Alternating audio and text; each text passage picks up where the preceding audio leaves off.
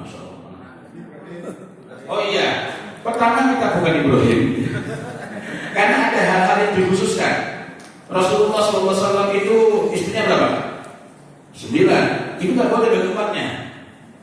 Yang kedua, dalam kasus Nabi Ibrahim alaihissalam, sebagaimana ada dalam banyak kisah dalam Al-Quran yang disebut itu bukan rincinya. Yang ketiga, kita dapati juga pada Nabi Ibrahim alaihissalam, beliau itu bukan kemudian meninggalkan anaknya begitu saja, sedih pula. Tetapi inilah ujian dari Allah Subhanahu Wa Taala, dan itu memang perintah langsung dari Allah Subhanahu Wa Taala. Artinya yang memerintahkan begitu. Ini kan Nabi Ibrahim sendiri bertanya, dia, tinggalkan istri juga demikian. Tapi ini perintah, ya. Dan menarik juga, ketika anaknya sudah pemuda, Nabi Ismail itu sebenarnya ketika sudah jadi pemuda, wabala wama'al sa'ya. Dan itu bukan anak-anak. Mohon maaf, kadang-kadang dalam sebagian ceramah menyampaikan, coba baru punya anak masih cucunya susu beli, bukan. Karena ini anak ketika ditanya, karena mohon maaf, karena membesar-besarkan, ini masih kecil sudah begini. Ingat ayatnya bukan demikian. Wa balagha ma'ahu sa'ya. Artinya ini berarti usia sudah muda. Bahkan dalam sebagian riwayat Ismail alaihissalam ini sudah menikah pada saat itu, gitu ya. Nah, tapi poin pentingnya apa? Artinya ada proses pendidikan yang sampai. Lalu bagaimana dengan orang tua yang jarum super dari rumah suka pergi, ya? Iya, dari rumah suka pergi. Nah, ini kan ada hubungannya dengan sponsor rokok, ya. Ada beberapa keadaan. Pertama, ada orang tua kan kalau jarum super. Ada orang tua, ada ayah yang memang anaknya belum tumbuh dewasa, dia sudah meninggal. Kata Zongzak Russo. Saya bukan mengambil dari Zongzak Russo. Ini saya nukil dari buku Sadar Jenius. Ada kan kejadian mendadak. Zongzak Russo mengatakan barangkali hadiah terbaik dari seorang ayah. Saya nggak setuju dengan perkataan ini. Saya menyimpannya umur, ya. Tapi saya teruskan perkataan Zongzak Russo itu. Hadiah terbaik seorang ayah bagi anak-anaknya ialah hanya jika kamu meninggalkan mereka karena kematian di usia-usia awal kehidupan mereka. Kok begitu? Dan di situ terdapatkan sangat banyak orang-orang hebat yang yatim sejak kecil. Sekali lagi saya bukan ingin antum semua mati, ya. Tetapi apa sih terjadi? Nah, mudah-mudahan dari sini kita dapat memahami tadi berkenaan dengan Nabi Ibrahim alaihissalam. Apalagi ini memang bukan sekedar ditinggalkan itu saja. Meninggalkannya itu kan bukan karena kayaknya lagi ada lowongannya di Baitul Maqdis, kan bukan. Nabi Ibrahim. Nah, kenapa? Karena para ayah itu ketika meninggal pada saat anaknya masih kecil, maka hal-hal yang dulunya bahkan menjengkelkan istrinya, misalnya ada suami yang keluar sampai tengah malam, itu menjengkelkan.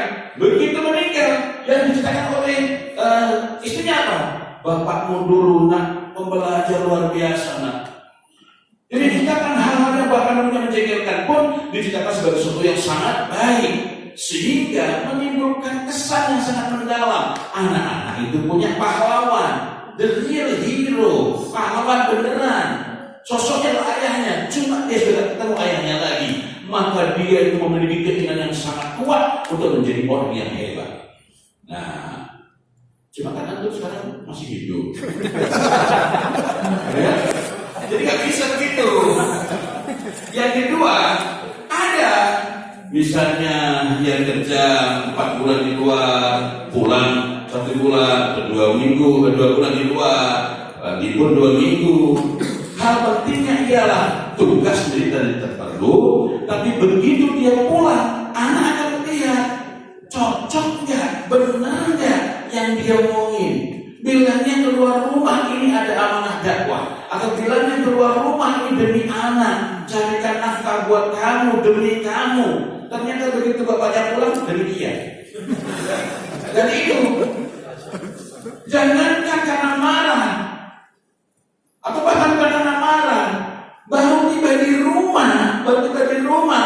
bapaknya lebih suka untuk memperhatikan masalah goes atau yang lain-lainnya lah, sebut-sebut saja, dibanding mendengarkan cerita anaknya. Padahal kata Ali bin Abi Thalib radhiyallahu anhu, man ahsana istima' ta'addala al-intifa'. Barang siapa yang paling baik dalam mendengarkan, dialah yang paling cepat memperoleh manfaat. Banyak masalah itu yang terjadi pada anak, solusinya bukanlah nasihat, melainkan telinga yang mau mendengarkan. Bahkan mari kita perhatikan suatu ketika ada seorang fatan syabban, berdasarkan hadisnya memang fatan syabban, hadis dari Ahmad, artinya remaja belia, datang kepada Rasulullah Muhammad SAW meminta izin untuk berzina. Coba datang kepada Rasulullah minta izin berzina. Ya Rasulullah, kita jadi zina. Kalau datang kepada saya tak tahu lagi apa yang saya lakukan. Untunglah yang datang ini bukan Muhammad Fawzuladi. Jadi ada sebaik-baik orang. Itu pun para sahabat marah dan sangat baca. Mah. Aneh. Tapi apa kata Rasulullah? Udhun mendekatlah. Maka fatan syabban ini duduk qoriban, dekat sekali. Kalau ini masih belum masuk qoriban ya, dekat. Qoriban dekat sekali. Apa dekat sekali? Padahal dia ada masalah. Artinya ada kenyamanan secara psikologis, ada kepercayaan. Dan setelah itu mari kita tengok apa yang dilakukan Rasulullah Muhammad SAW. Rasulullah tidak mengatakan, kamu sudah siap saudara? Bukan. Tapi Rasulullah itu tanya berifti. Poin ini penting, berifti itu adalah dengan kelembutan serta keramahan. Nah, ini penting, diksi kita perlu kita perhatikan. Kenapa? Lembut dalam agama itu banyak sekali. Hilm juga lembut, lain juga lembut, rifq itu lembut serta keramahan. Nah, lembut serta keramahan itu memungkinkan siapa saja yang suaranya lantang sekalipun itu disebut lembut. Mohon maaf, karena sebagian orang mengatakan berdosa. Kalau jadi orang Solo bisa lembut, tapi kalau saya tidak bisa Solo lembut. Bukan. Suara pelan itu tidak ada hubungannya dengan rifq. Kalau orang Jogja kalau udah marah, puncak marah orang Jogja itu susah senyum. Wah, kita puncak marahnya itu melebihi. Ya. Saya ingat saya dulu punya Pak Kos itu ketika saya masih mahasiswa. Kalau pagi anaknya nangis, cucunya nangis, karena itu ada kakek, ada bapak. Bicaranya pelan. Ayo Lisbeth, matian ya sudah. Ayo mati ya sudah. Mampus sudah. Kelang anak sih. Itu pelan tapi sadis. Ini yang terjadi pada Rasulullah Muhammad SAW sangat berbeda. Rasulullah bertanya, aku hibbu li ummik. Di Indonesia kan tidak susah bahasa-bahasa. Tapi kalau di Inggris kan, saya bukan mau sok Inggris. Saya nggak suka menginggriskan dia. Tapi rasa bahagia tidak sih. Do you love the same thing of course with your mother? Cintakah kamu jika hal yang sama terjadi pada ibu? Nah, pemuda ini, remaja belia ini mengatakan tidak, memberikan jawaban. Kalau sebuah menggarisbawahi, kemudian bertanya lagi, menggarisbawahi, bertanya lagi. Lalu terjadilah mulai reda gejolaknya. Nah, poin saya adalah, jadi andaikan antum itu 4 bulan baru pulang, maka yang paling pokok adalah ketika bulan pertama tidak terus diberi, tidak mengenalkan nilai-nilai, istri sudah bikin aturan, lalu ada datang rusaknya. Kenapa? Karena membayar hutang pengasuhan. Gak ada hutang, gitu ya? Coba berapa banyak hutang yang harus dibayar oleh Nabi Ibrahim? Bukan. Justru ini merusak seperti itu. Yang diperlukan adalah mengokohkan apa yang sudah digariskan oleh istri.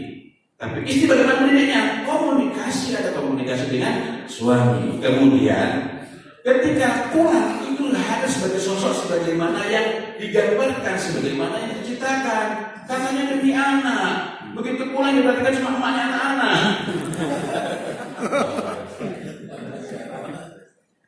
Ini banyak dari keluhan, mohon maaf, terutama bagi anak-anak dari orang tua yang bapaknya jadi tambang. Mereka lebih senang, bukan semuanya ada kasus begitu. Mereka lebih senang ayahnya dari rumah. Kenapa? Dia bisa puas diperhatikan oleh ibunya. Kenapa? Sudah nggak dapat ayah, nggak dapat ibu lagi. Soalnya ibu dalam kekuasaan. Gitu. Tapi kalau kita hadir, masya Allah, anak sebenarnya empati kok. Saya teringat saya pernah WA sama istri waktu itu, karena banyak kegiatan, berhari-hari berpulang. Begitu nyampe bandara di situ Jogja itu, saya sudah sangat capek. Tapi saya ingin agar anak saya merasa bapaknya kepada rindu. Akhirnya kami ke ke wilayah Prambanan dan kemudian anak saya dari bapak capek. Iya nak, bukan berpulang enggak. Kata anak saya udah pak kalau itu habis makan bakso itu kan pulang aja. Nah ternyata waktunya. Nah begitu.